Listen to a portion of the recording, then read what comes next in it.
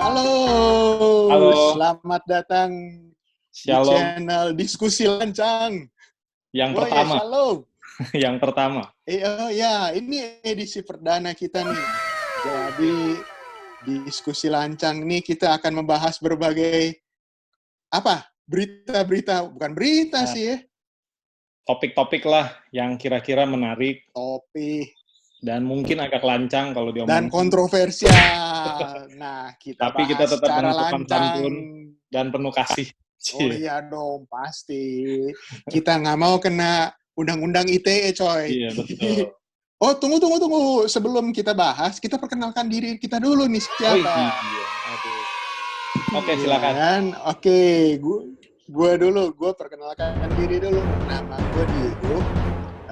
Gue wirausaha lah kegiatan sehari-harinya. Nah, lanjut bro. Oke, kalau gue Vilano, panggilan Vilan juga. Hari-hari ini masih mahasiswa. SSS berapa tapi bro? Ya, Mahasiswanya? mahasiswanya lagi bikin S banyak, disertasi S lah, bro. banyak. Lagi bikin disertasi. Oke Gitu. deh. Oh iya. Jadi karena belum lulus-lulus, Syah. jadi ya kita lampiaskan kesibukannya di sini. Oh iya, nanti di episode-episode kita berikutnya kita akan undang bintang tamu yang benar-benar kompeten deh, yang udah Mantap. pakar di Akar ahli-ahlinya. boleh, Nah, tapi cantik terus boleh.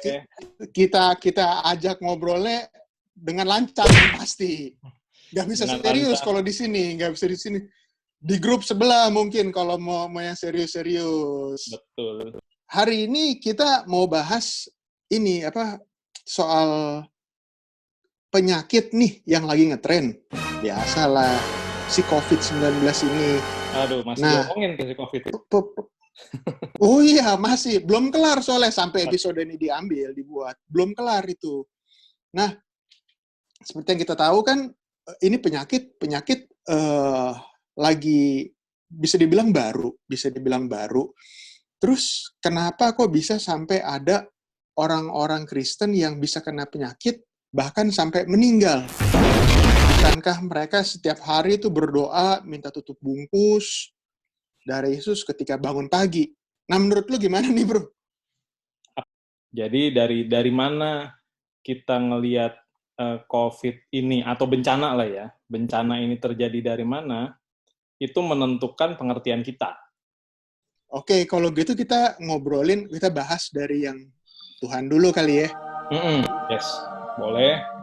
Jadi sebenarnya kalau yang menurut gue ya, gue lihat kan seringkali setiap ada bencana nih, kita sebagai anak-anak Tuhan lah ya, orang Kristen, itu pasti kita mempertanyakan. Nah, biasanya manusia nih punya, apalagi manusia beragama, punya sudut pandang tertentu dari ngelihat satu bencana yang terjadi. Yang pertama, biasanya kita tuh ngelihat kalau bencana terjadi tuh pasti penghukuman Tuhan.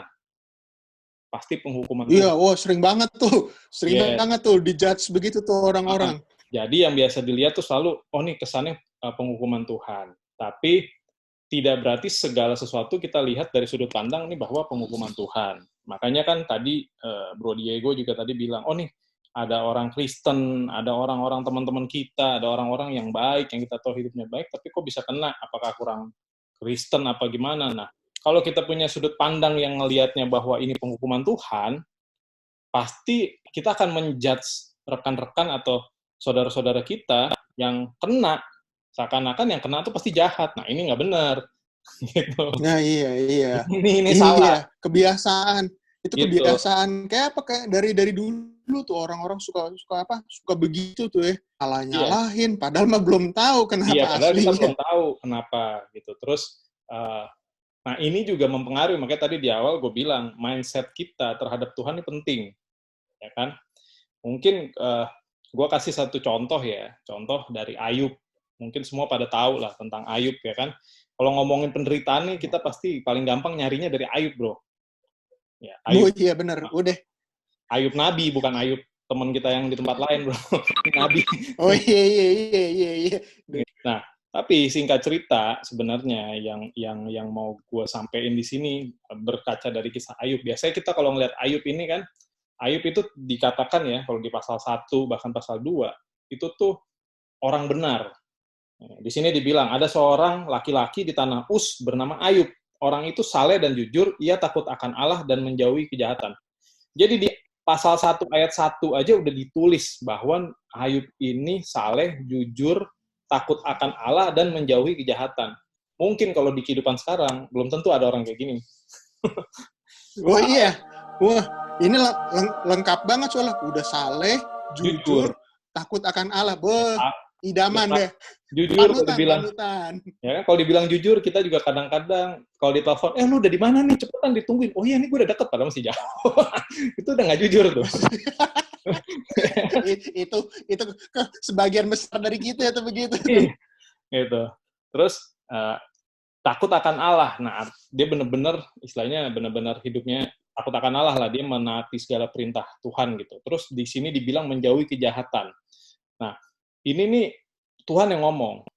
Bicara mengenai kekristenan tuh sebenarnya nggak cuma masalah kita hidup baik doang, bro. Itu yang sebenarnya menjadi tema dari cerita ini, gitu. Tema dari si Ayub. Jadi, kemudian ketika pun dia sampai akhirnya mengalami penderitaan, pertama kali teman-temannya itu semua pasti ngejudge. Wah, udah deh, lu nggak ada orang kalau lo nggak benar, pasti nggak menderita. Kalau lo nggak salah, kalau lo salah pasti dikutuk. Udah, itu fix hukumnya tuh seperti itu. Ya nggak? Saat ini kan juga kayak gitu kan? Iya, itu. Sampai saat ini begitu sampai saat ini, berlaku tuh. Ya kan? Lo kalau ngeliat orang Kristen, kalau lo sakit dikit, wah ini pasti ada dosa. Lihat ada kena kanker dikit, ditambah-tambahin malahan, coy. Terus kayak sekarang kondisinya kena COVID, wah ini pasti kurang doa, kurang intim dengan Roh Kudus. Ya kan? Itu kalau orang bilang saatnya nyerang nih. Iya kan? Jadi nah ini nih konsep yang sebenarnya abis itu kalau nanti teman-teman baca sendiri di rumah kisahnya emang 42 pasal lumayan panjang tapi ceritanya itu seperti itu. Intinya gini, yang mau ditekenin adalah seringkali mindset kita yang keliru tentang Allah itu menyebabkan kita punya pemahaman yang keliru terhadap orang lain bahkan keadaan. Nah, ini yang jadi temanya gitu. Kita mikir bahwa kalau baik pasti diberkati. Kalau kita jahat pasti dihukum. Sedangkan ternyata bicara mengenai kekristenan itu ada unsur kasih karunia loh. Jadi nggak bisa lo diselamatkan karena lo baik doang. Karena lo bener, pasti otomatis lo punya hak untuk ini. Nah, kita kan biasa nih ngeklaim. Tuhan, Mazmur 91. Oh iya. Tuhan seperti ini, ya kan? Gue pasti kaya, gue pasti sukses, karena gue anak Tuhan.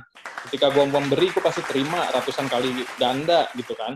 Itu kan diklaim, kita tuntut seperti itu. Amin, gue percaya gitu. Tapi yang jadi paling penting adalah mindset-nya kita tuh nggak boleh seperti itu. Ayub udah sakit, udah menderita, anaknya pada mati, udah bangkrut, luka-luka. Temannya datang bilang gini, bro, udah deh ngaku aja.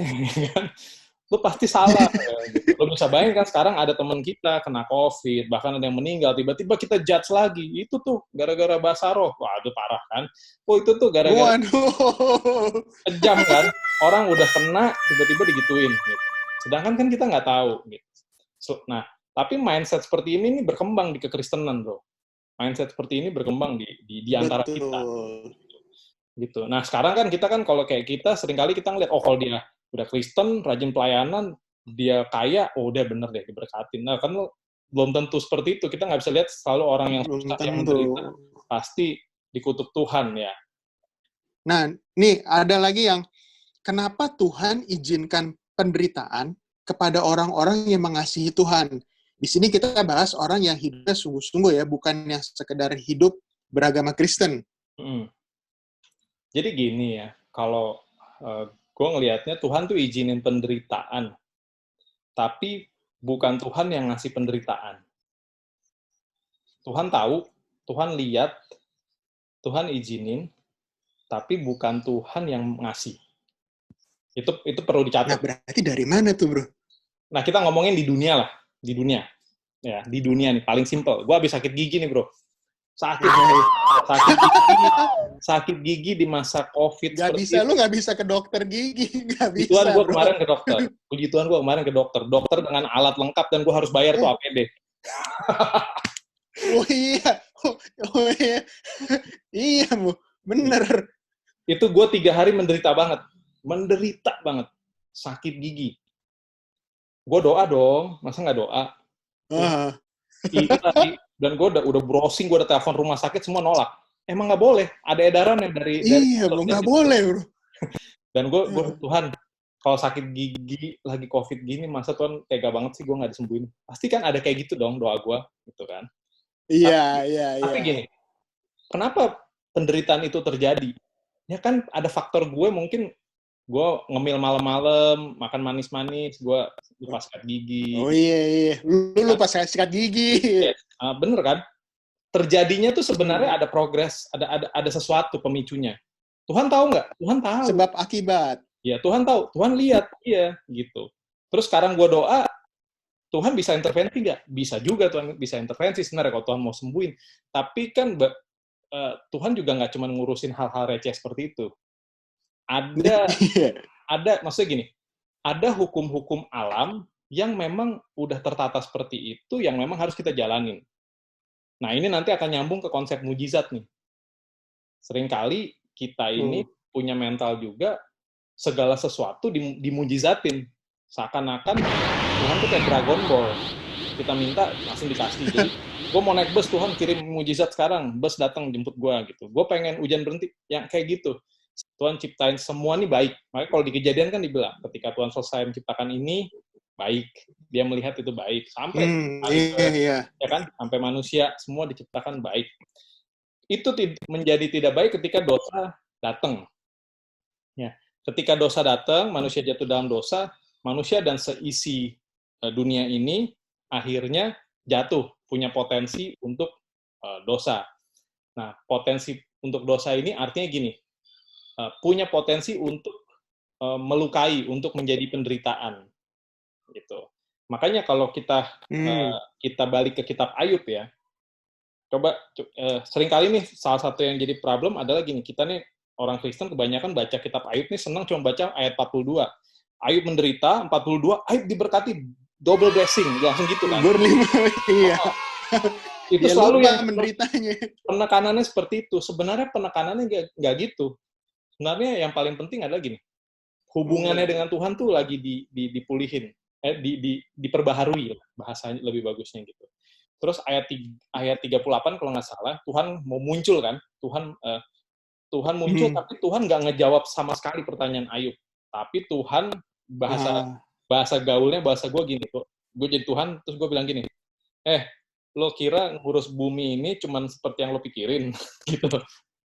Terus Tuhan kasih lihat nih, gue ciptain buaya, menurut lo buaya baik apa enggak? Gitu. Tergantung kan sudut pandangnya. Tuhan bilang, buaya ini baik. Tuhan kasih lihat kuda Nil ini baik, ada tuh di ayatnya. Dia bisa, istilah gini, binatang-binatang atau bahkan makhluk-makhluk yang diciptain Tuhan tuh sebenarnya punya potensi, itu baik gitu. Tapi punya potensi mencelakakan.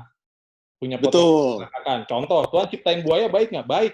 Untuk ekosistem, baik. Buaya tuh butuh makanan yang, mungkin daging-daging atau apa, supaya ekosistem itu muter kan, rantai kehidupan itu kan. Ya. Iya.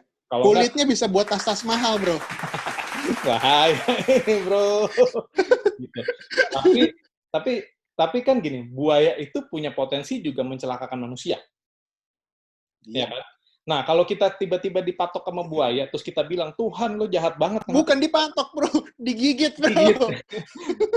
Lebih halus gitu. Ini kurang lancang kayaknya gitu. Misalnya gitu.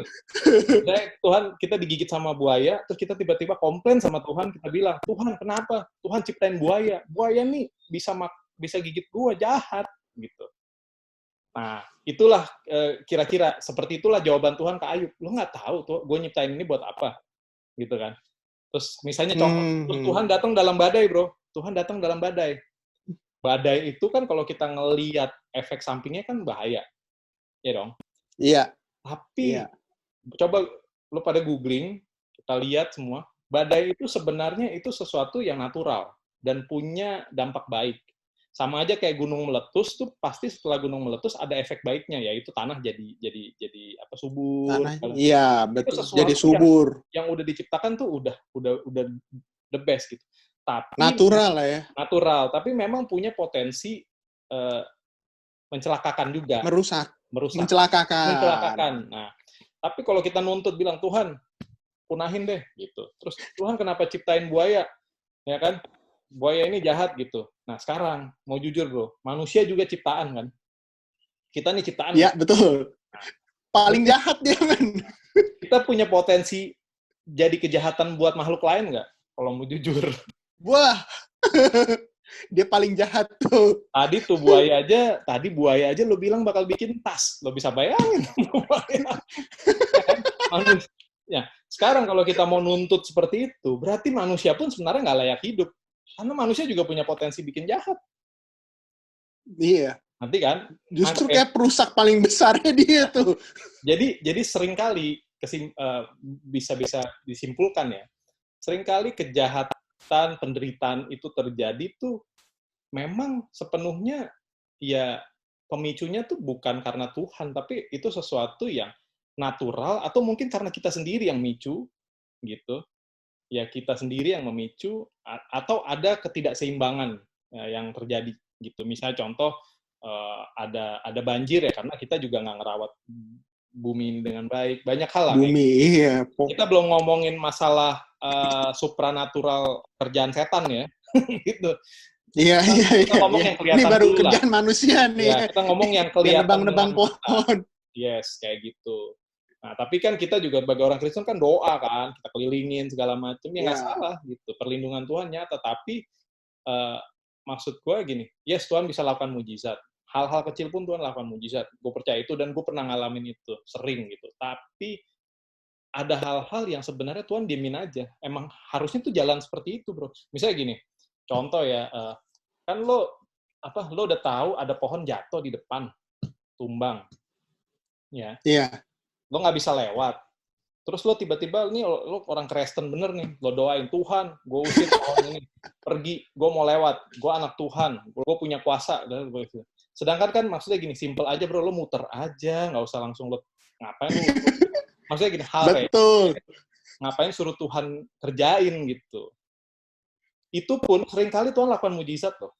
Itu pun seringkali. Cuman manusia ini kan kadang-kadang pengennya cara-cara yang ya gampang-gampang aja. Biar kelihatan rohani gitu. Sama aja kayak kita ngomong kondisi sekarang, COVID, ya kan? Ya oke, kita bilang, oh Tuhan lindungi. Ya benar, tapi ya udah tahu jangan keluar-keluar, pakai masker, cuci tangan. Itu kan sebenarnya hal yang, ya masa suruh cuci tangan aja harus minta mujizat Tuhan, gitu kan. Tergiran sakit, ya, ada kayak gitu kan. Jadi nyalain Tuhan. Ya penderitaan itu terjadi. Nah, lanjut bro. Ini ada satu hal menarik nih yang timbul di pikiran gue. Yaitu kenapa orang baik, orang benar, malah sakit ini itu. Sedangkan ada orang jahat, tapi hidupnya baik-baik aja, fine-fine aja gitu hidupnya. Itu kenapa ya? Bisa sampai ada kejadian kayak begitu tuh. Kita harus paham dulu bahwa cara matinya orang itu, setiap manusia tuh, itu tidak menentukan kita masuk mana. Tapi yang menentukan tuh selama hidup kita. Nah, jadi bicara mengenai kalau ada orang Kristen atau ada orang baik itu tiba-tiba mati atau meninggal gitu ya, ini lancang banget gue ngomong mati, meninggal. Itu sebenarnya bagi gue sendiri it's about time lah bro. Itu masalah waktu aja. Dan istilahnya gini, ya udahlah mungkin emang pas ya udah cara pas meninggalnya cara Tuhan manggilnya diizinin lewat itu atau misalnya kayak gitu. Bisa aja seperti itu ya. Bisa aja seperti itu. Terus tapi kan yang paling penting cara hidup. Nah, tadi balik ke pertanyaan tadi, gitu. Di Ayub itu udah terjadi. Tadi yang gue bilang, teman-teman Ayub semua berpikir bahwa kalau lu pasti ada yang something wrong gitu. Mazmur Asaf, coba baca tuh, Asaf sampai nulis tuh, Asaf sampai tulis. Istilahnya gini, kenapa sih ada orang yang istilahnya yang jahat yang segala macam tapi bisa hidup, bisa diberkati seperti itu. Itu kejadian, pasti ada.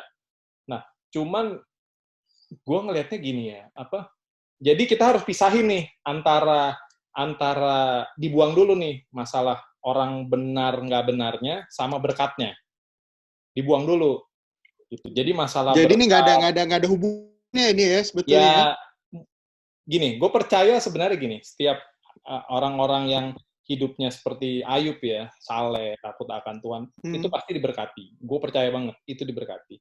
Tapi tolak ukur satu berkat ini yang jadi masalah. Nah, ini kali ya, Satu berkat tolak ini ukur kita. Iya, gitu. Kan berkat tolak ukurnya ya kalau kita nuntutnya gue harus punya rumah di di Menteng, di Pondok Indah, gue harus pakai Lamborghini ya, lo ngerampok Tuhan kan, jadinya ujung-ujungnya. Iya nggak? Gitu kan. Allah, kau yang punya langit dan bumi, ya kan? Itu di Wahyu aja, Yerusalem baru aja, lantainya aja emas, masa Tuhan nggak bisa potek dikit buat gue? Ya kalau kita mau mentalnya gitu ya rampok, bro. Gitu. Tapi kan ya berkat, ya mungkin dia kerja lebih rajin, mungkin dia seperti ini gitu. Ada faktor-faktor lain yang membentuk sampai orang itu diberkati, sampai orang itu mungkin dia jadi lebih sehat, ya kan? Kadang-kadang kan kita juga karena kita istilahnya hidup dalam menikmati berkat Tuhan, wah kita makan juga lupa, bro. Kalau udah ketemu yang B2B itu kan B2, B3, B4. ya kan, udah nggak inget juga, ya nggak heran gitu, jangan dibandingin lah. Gitu. Gue bisa simpulkan seperti ini sih, gini. Allah tuh bukan Allah yang campur tangan atau mengintervensi segala hal. Dia bukan Allah yang mengintervensi. Karena gini, bumi bahkan manusia itu sudah memiliki hak bebas. Hak ya bebas kan? Kita punya kebebasan. Punya free will. Ya dong. Kita punya free will. Tuhan nggak mau sentuh free will. Lo sekarang mau nyembah Tuhan apa enggak, Tuhan nggak paksa. Tuhan nggak intervensi. Ya kan? Lo hari ini mau gereja apa enggak, hari ini membaca Alkitab apa enggak, Tuhan nggak intervensi. Lo mau masuk mana juga Tuhan nggak intervensi. Ya kan? Tapi itu kan gini. Tapi kenapa dalam hal-hal lain kita nuntut Tuhan untuk intervensi? Allah itu termasuk dalam bumi ya, dalam apa yang terjadi di bumi ini, istilahnya Tuhan tuh emang nggak intervensi. Tuhan tuh bukan Allah yang emang tipikal intervensi, ngurusin, ada tumbuhan tiba-tiba penyok, Tuhan ratain gitu. Dengan kuasa supranaturalnya. Si Diego lagi jalan-jalan nih ya, tiba-tiba bannya kempes. Waduh, ntar kalau kempes terus bisa nabrak mobilnya, habis itu malaikat dikirim untuk niup bannya biar jadi nggak kempes. Maksud gue tuh, Tuhan tuh nggak yang selalu mengintervensi seperti itu. Ada hal-hal yang memang udah terjadi. Tapi itu ada dalam kemahakuasaannya Tuhan, dan Tuhan tahu. Makanya salah satu konsep kekristenan yang paling benar adalah gini, ketika kita ngelihat penderitaan, bukan berarti Allah ngasih penderitaan, atau Allah ngizinin penderitaan, atau Allah seneng ngelihat kita menderita. Tapi kekristenan adalah Allah yang turut menderita bersama-sama dengan kita. Dan dia menanggung bersama-sama dengan kita. Dialah Yesus udah jadi Tuhan, enak-enak datang ke bumi, cuman karena mengasihi kita, menderita. Bro, gila bro. Kurang baik apa gitu kan. Itulah Allah kita. Itulah yang membedakan kita dengan yang lain gitu. Allah kita, Allah yang sama-sama. Jadi mungkin penderitaan ini COVID terjadi, ada anak-anak Tuhan, anak-anak orang percaya yang kena, ada yang terinfeksi, bahkan ada yang meninggal, ada yang bangkrut, ada yang rugi, segala macam. Tuhan tahu, Tuhan ikut merasakan penderitaan kita. Dan Tuhan berjalan bersama-sama dengan kita untuk bisa kita melewati itu. Itu yang paling penting. Yang paling penting adalah kita tahu. Itu yang paling penting. Yang paling penting adalah kita bersama-sama dengan siapa. Gitu. Itu sih. Iya. Gitu. Nah, lanjut. Ini gue punya pertanyaan nih. Yang sebetulnya bencana itu datangnya dari mana sih? Baik gunung meletus, sakit penyakit, ya pokoknya bencana lah. Ya pasti gue nggak bisa jawab semua karena gue bukan Tuhan. Gitu. Tapi jadi bencananya seperti apa? Ada bencana yang sifatnya, maksudnya gini, yang tadi gue bilang sifatnya natural, ya, sesuatu yang sifatnya natural terjadi, kita bisa anggap bencana. Contoh, ya misalnya gini, buaya jalan-jalan, ya buaya kan emang gitu, kalau ngeliat daging dimakan, bro. Iya. Ya kan? Emang buaya naturnya seperti itu. Terus tiba-tiba lu ajak bercanda, kayak lo ketemu golden retriever, terus tiba-tiba tangan lo dicaplok, itu kan jadi penderitaan buat kita kan. Aduh, gue dicaplok. Nah, itu ada juga yang emang dibentuk karena kesalahan kita. Misalnya lo tebang-tebangin pohon sampai botak, akhirnya jadi bencana alam. Kan? Terus ada juga misalnya ngomongin virus, emang direkayasa nih, dibikin jadi virus ini buat. Nah, itu kan sesuatu yang dibuat gitu. Dan itu bukan emang Tuhan yang salah gitu. So, kenapa Tuhan seolah-olah diam saja atau tidak bertindak sesuatu untuk meluputkan umatnya yang sungguh-sungguh berkenan sama Tuhan? Jadi, maksud gue gini, kadang-kadang kalau misalnya orang yang hidupnya sembarangan, ya udah deh ya, misalnya karena masalah, ya udah gitu. Bisa jadi karena perbuatan dia. Nah, tapi ini ada orang yang hidupnya udah sungguh-sungguh, hidupnya bener lah, nggak aneh-aneh, tapi Tuhan nggak luputin gitu. Tuhan nggak luputin. Iya. Sebenarnya bicara meluputkan itu memang ada hak prerogatif Tuhan. Ya. Jadi kayak tadi itu ada unsur mujizat ya. Meluputkan itu ada unsur mujizat, sama ada unsur tanggung jawab kita. Kayak kita di masa karantina ini, lo kan punya opsi untuk tetap keluar ke kerumunan orang atau enggak. Ya kan? Iya, betul. Nah, tiba-tiba lo keluar ke kerumunan orang, lo bacain tuh Mazmur 91 sampai sepanjang perjalanan, nggak otomatis lo dilindungi, bro. Nanti kita bahas nih ya soal Mazmur 91 ya. Iya kan? Ngerti kan? Tapi memang gue percaya ada unsur perlindungan Tuhan memang. Kenapa Tuhan nggak luputin orang-orang yang hidupnya udah sungguh-sungguh sama Tuhan? Jadi bencana. Masalahnya bukan masalah Tuhan mau luputin apa enggak. Kalau lo nggak bertanggung jawab juga, ya susah, gitu kan. Dan ketika kalau kita hanya bertanggung jawab, kalau kita bertanggung jawab, kalau hidup kita udah bertanggung jawab, ya kalau kita bertanggung jawab, ya otomatis. Ya kayak tadi gue bilang, sebenarnya kalau lo tahu ada bencana, lo bisa menghindar, kenapa nggak lo menghindar kan? Yesus aja gini, lo baca di Alkitab, waktu Yesus kecil, malaikat ngomong sama orang tuanya, sama Yusuf, suruh pergi menyingkir ke Mesir, supaya nggak dibantai sama Herodes. Nyingkir, gitu. Ada unsur tanggung jawab dari orang tuanya, dari Yusuf dan Maria, ya kan? Ada kejadian-kejadian seperti itu. Musa, ya kan, waktu dikejar-kejar sama Firaun sempat ngumpet 40 tahun. Daud dikejar sama Saul. Daud nih kan udah dibilang, lo bakal jadi raja, udah diurapin. Lo bisa bayangin kalau gue jadi Daud sih, gue tantangin Saul. Gue udah diurapin nih, fight sama gue gitu. Tapi Daud kabur. Lumayan lama lo bertahun-tahun dia kabur, gitu kan. Dia keluar tuh ayat gitu kan, makanya aku menguatkan diriku kepada Tuhan gitu kan. Itu kan kurang menderita apa dia? Gitu. Tuhan izinin. Iya, Tuhan izinin. Tapi Tuhan ngelindungin nggak? Sebenarnya gini, luput atau perlindungan Tuhan tuh versi luput sama perlindungan Tuhan versi kita sama versi Tuhan tuh beda. Belum tentu sama. Iya, betul. Versi luputnya kita ini, kita kebanyakan nonton film Avenger, bro. Tapi kan versinya Tuhan tuh luput, mungkin seringkali lo harus masuk dalam api seperti Sadrak, Mesak, Abednego gitu.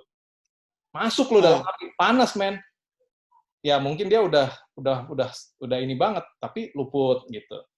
Terus ya kalau kita ngomong nggak luput, Stefanus bro dirajam. Terus iya bro, aduh. Terus tiba-tiba lo nyalahin Mazmur 91 gitu, enggak dong.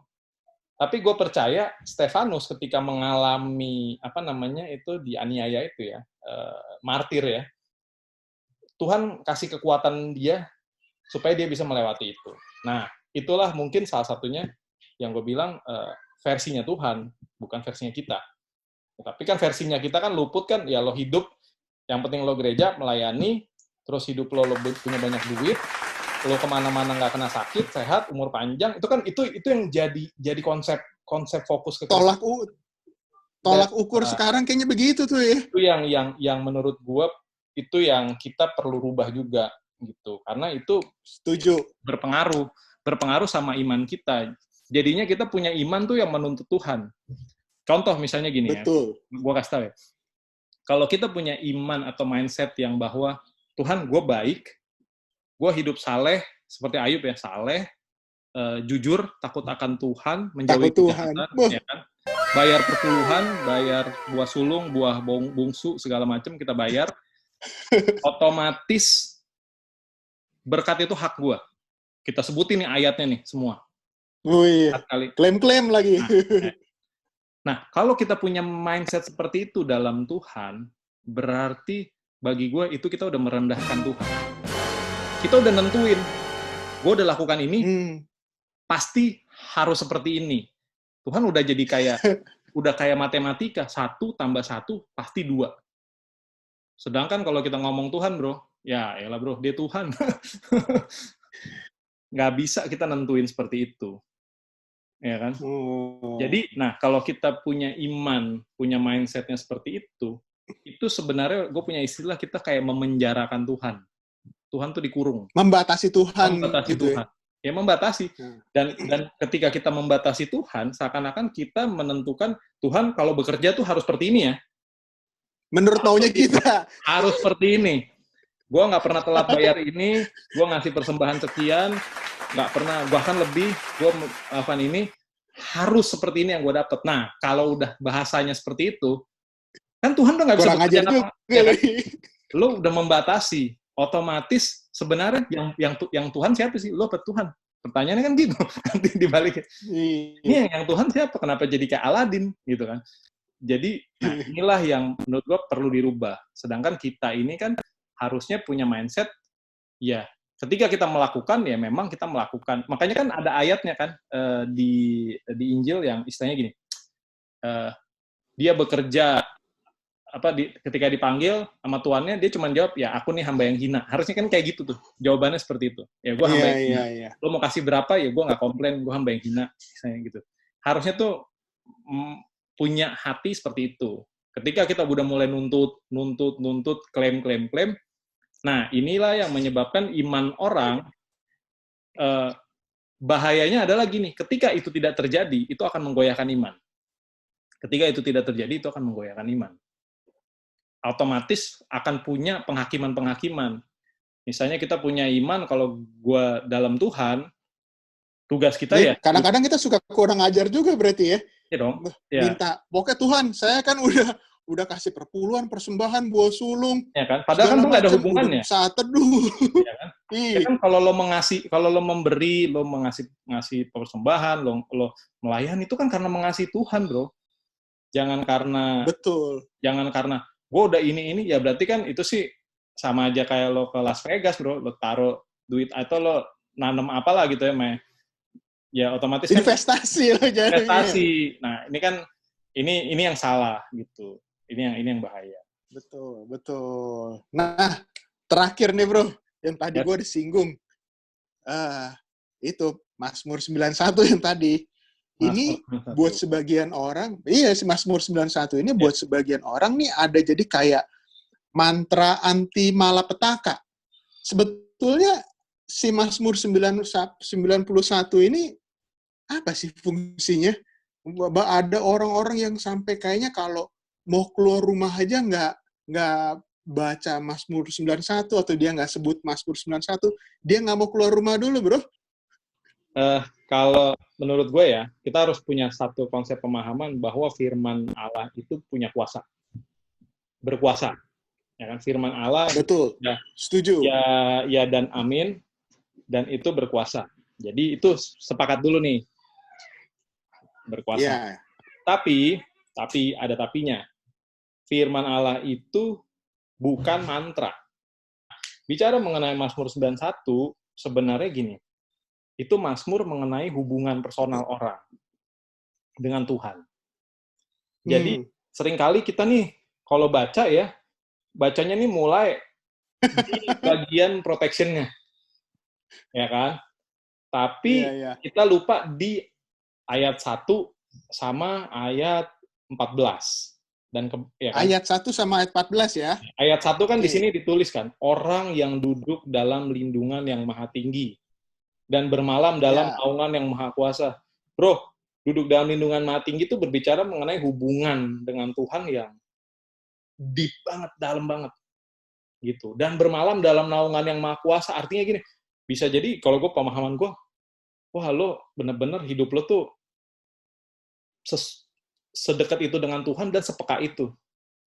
Tapi ada kesimpulannya, ketika lo sedekat itu dengan Tuhan dan lo sepeka itu dengan Tuhan, pasti lo punya kepekaan lebih sehingga lo tahu mana bahaya, mana enggak. Betul. Jadi sebenarnya Mazmur 91 sih gue ngelihatnya sebagai ayat refleksi untuk mengingatkan kita. Aduh, gue nih masih kurang intim sama Tuhan. Ayo nih, gue harus lebih dalam lagi. Gue harus lekat sama Tuhan. Itu kan jadi harusnya tuh kita tuh ke situ fokusnya. Gue harus sering-sering duduk dalam lindungan yang Maha Tinggi, bermalam, harus benar-benar, wah harusnya tuh kayak gitu. Nanti baru deh yang ayat 2 dan seterusnya itu otomatis. Tapi ini kan kita kebalik gitu, kita fokus dengan ayatnya untuk memproteksi kita, tapi kita nggak ngebangun. Jadi lo intim sama Tuhan lah gitu. Itu protection itu pasti ada. Jadi bukan masalah ayatnya, lo harusnya melihat ayat itu bukan sebagai mantra, tapi sebagai refleksi untuk lo menjaga lo dalam track yang benar. Gitu. Oh, jadi ini bukan satu hal yang klaim perlindungan pasti gitu ya. Soalnya kadang-kadang gue suka dengar orang kalau udah ngomongin soal si Mazmur 91 ini, dia tuh langsung kayak udah, gue pokoknya begitu gue udah baca, gue udah ngucap Mazmur 91, gue luput dari semua mara bahaya deh. Perlindungan pasti itu iya. Itu iya, perlindungan pasti, tapi... perlindungan pastinya iya. Perlindungan pasti, tapi yang tadi gue bilang, ayat 1 sama ayat 14. Jangan lupa. Pasti bagi mereka. Nah, Mazmur 91 itu sebagai pengingat atau supaya menjaga kita supaya tetap ada di jalurnya Tuhan gitu. Bukan untuk mengklaim tapi tanpa mengkoreksi diri kita gitu. Jadi oke. Ini episode perdana kita cukup menarik pembahasan hari ini di episode pertama kita. Dan jangan lupa subscribe, follow, komen, like dong. Like, apalagi? Kita belum bisa live. Belum bisa live kali ini. Oh ya, kita belum live. Nanti. Kapan-kapan. Udah banyak baru. Gitu. Jadi biar kalau live tuh kan enak, orang bisa nanya langsung. Sampai ketemu di episode selanjutnya. Jangan lupa pasang tombol lonceng, subscribe, like, follow, dan terus dukung channel ini. Oke. Bye. Sampai ketemu. Bye-bye. God bless.